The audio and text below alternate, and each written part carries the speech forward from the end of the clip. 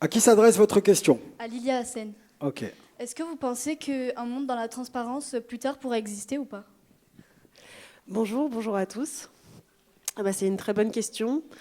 Si j'ai écrit ce livre, c'est parce que je pense qu'on y est déjà un peu dans la transparence à travers les réseaux sociaux. Alors le mot de transparence, c'est un mot qu'on entend tout le temps, partout maintenant.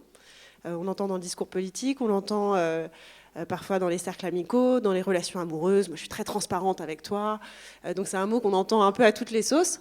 Et surtout, il me semblait qu'à travers notamment les réseaux sociaux, il y avait déjà beaucoup de choses en germe. Le fait qu'on observe ce qui se passe à chaque fois dans la vie des autres, on est tout le temps soit voyeur, soit exhibitionniste, et on alterne un peu entre ces deux fonctions. En tout cas, il me semblait qu'Instagram, par exemple, c'était des petites fenêtres comme ça qu'on ouvrait sur nos vies intimes. On se montre dans notre chambre à coucher, on se montre dans des situations extrêmement intimes. Et au-delà de ça, il me semblait que même d'un point de vue plus politique, on avait tendance à préférer notre sécurité aujourd'hui à la liberté.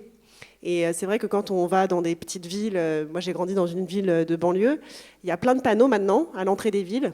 Ce sont des panneaux voisins vigilants où il faut, on invite les gens à regarder ce qui se passe chez leurs voisins pour la sécurité. Pendant la période du Covid, c'est pareil, c'était une période où on a privilégié la sécurité à la liberté avec cette idée de la transparence, de montrer patte blanche, d'avoir des autorisations pour sortir. Donc c'est vrai qu'il me semblait que cette notion de transparence, le fait que les gens considèrent que s'ils n'ont rien à cacher, ils peuvent tout montrer, cette idée, j'ai l'impression qu'elle est très répandue. Donc pour moi, c'est à la fois l'avenir, parce qu'effectivement, il n'y a pas de maison transparente aujourd'hui, mais ces maisons transparentes sont d'une certaine manière aussi la métaphore de choses qui se produisent déjà aujourd'hui. Et si vous passez un peu de temps sur TikTok, Instagram, etc., vous le savez. Merci beaucoup. Merci beaucoup. Alors moi, j'avais une question pour vous, Monsieur Neyestani. Je voulais savoir comment les personnes, ces trafiquants que vous représentez dans votre BD sont aperçus dans votre pays. Merci beaucoup.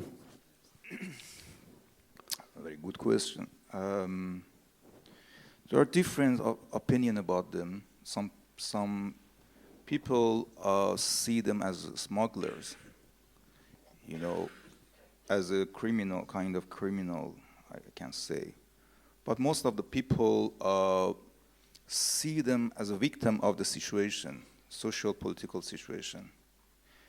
And I think one of the duties that we artists have is to show the situation to the people, show the humanist condition, what's happening there, and what's happening, you know, in the places that they are not in the spotlight. You know, we draw attention to this kind of subjects. When we are talking about Iran, most of the time, we talk about the capital of Iran, Tehran, or big cities. And we, you know, skipped these small places, villages, suffering from poverty, and, you know, etc. Oui, c'est une très bonne question. En fait, il y a on rencontre différentes opinions en Iran sur ces gens-là. Il y en a qui les voient comme des trafiquants, comme des criminels. Mais il y a aussi une majorité de gens qui voient ces gens-là comme des victimes, finalement, de la situation sociale et politique. Je pense que mon devoir en tant qu'artiste, c'est de montrer aux gens la situation humaine, les conditions de vie des gens, ce qui se passe pour les gens en Iran.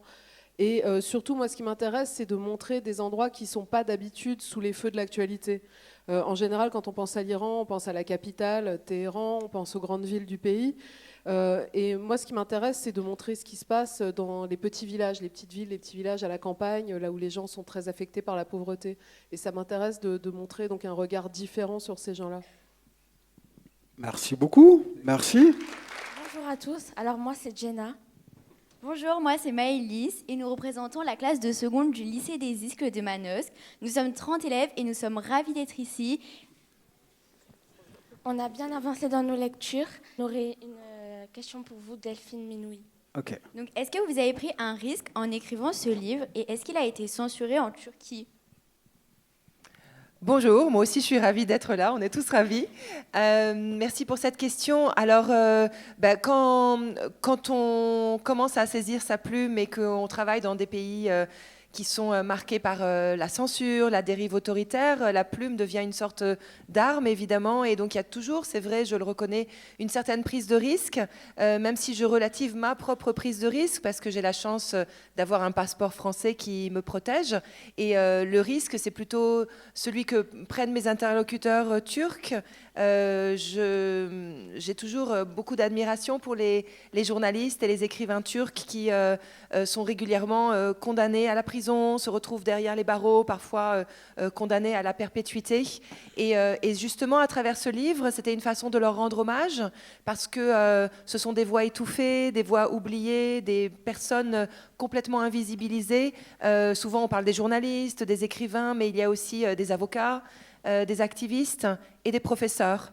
Et pour moi, les professeurs, c'est vraiment, ce sont des lumières dans l'obscurité, c'est le socle de la démocratie, c'est la transmission. Et c'est cette histoire qui m'avait particulièrement marquée, qui m'avait inspirée pour mon roman, puisqu'à partir de 2016, il y a eu une purge colossale dans le milieu académique en Turquie.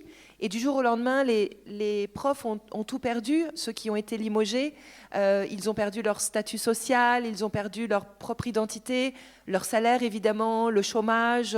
Ils ont été complètement stigmatisés par la société, puisque le président Erdogan les avait étiquetés comme étant des terroristes.